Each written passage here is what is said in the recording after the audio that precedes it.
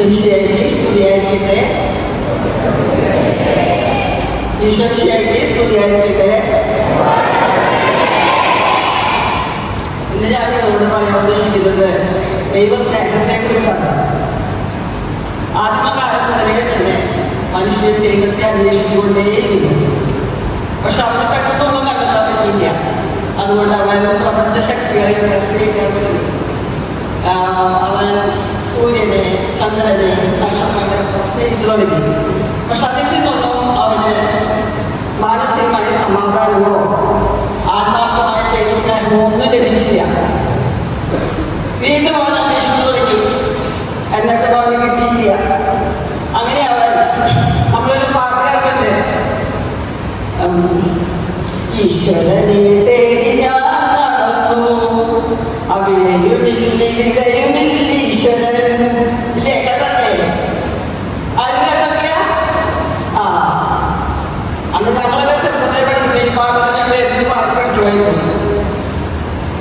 ഇതേക്കുറിച്ച് വിശുദ്ധ അഗസ്തീനോസ് പറയുന്നു, ദൈവത്തിന് വേണ്ടിയാണ് മനുഷ്യനെ തെരഞ്ഞെടുത്തത്. ദൈവത്തിൽ എത്തുന്നത് വരെ അവന് സമാധാനം ലഭിക്കുകയില്ല, അവനെപ്പോഴും അസ്വസ്ഥനായിരിക്കും എന്നാണ് വിശുദ്ധ അഗസ്തീനോസിനെ കുറിച്ച് പഠിപ്പിക്കുന്നത്. ഇനി നമുക്ക് ദൈവത്തെ നേരിട്ട് കാണാൻ സാധിക്കുന്നില്ല, പക്ഷെ നമുക്ക് പല പല വഴികളിലൂടെ ദൈവത്തെ കാണാൻ സാധിക്കും. നമ്മുടെ മാതാപിതാക്കളിലൂടെ, ഗുരുബോധനിലൂടെ, അധ്യാപകരിലൂടെ, സഹോദരങ്ങളിലൂടെയൊക്കെ.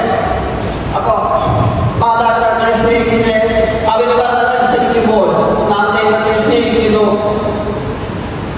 നമ്മുടെ അധ്യാപകരെ അനുസരിക്കുമ്പോൾ നമ്മളെന്തോ പാഠങ്ങൾ പഠിച്ചു വരുന്നു, നമ്മളെന്തോ പ്രാർത്ഥിക്കുന്നു, നമ്മളുടെ ഉത്തരവാദിത്തങ്ങൾ നിർവഹിക്കുന്നു. അപ്പോഴൊക്കെ നാം ദൈവത്തെ സ്നേഹിക്കുന്നു. സഹോദരങ്ങൾക്ക് നന്മ ചെയ്യുമ്പോൾ നാം ദൈവത്തെ സ്നേഹിക്കുന്നു.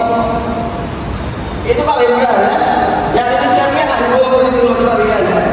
ഞാൻ പഠിച്ചുകൊണ്ടിരിക്കുന്ന സമയത്ത് എനിക്കൊരു നല്ല കൂട്ടുകാരിയിലായിരുന്നു. അവള് ഹിന്ദു ആയിരുന്നു. അവള് ഒരു ദിവസം ഒരു പഠനത്തിനിടയിൽ എല്ലാ സമയത്ത് അങ്ങോട്ടും ഇങ്ങോട്ടും ഓടി നടക്കുന്നുണ്ട്. അപ്പൊ അതെന്താണ് ഞങ്ങൾക്കൊന്നും മനസ്സിലായില്ല. ഞങ്ങൾ അവളോട് ചോദിച്ചു, എന്തിനാണ് ഇങ്ങനെ അസ്വസ്ഥയായിട്ട് ഓടി നടക്കുന്നത്? അപ്പൊ അവള് പറഞ്ഞു, അവിടെ നിന്ന് ഒരു കുട്ടി കരയാണ്. അതെന്തിനാന്ന് വെച്ചാല് ആ കുട്ടി രാവിലെ പോലും ബസ്സുകളൊക്കെ ഉണ്ടായിരുന്നു. അപ്പൊ 10 പൈസയാണ് കാലത്തെ കൺസ്ട്രക്ഷൻ ചെയ്യും. ഈ 10 പൈസ കൊടുത്തിട്ടാണ് രാവിലെ വന്നത്.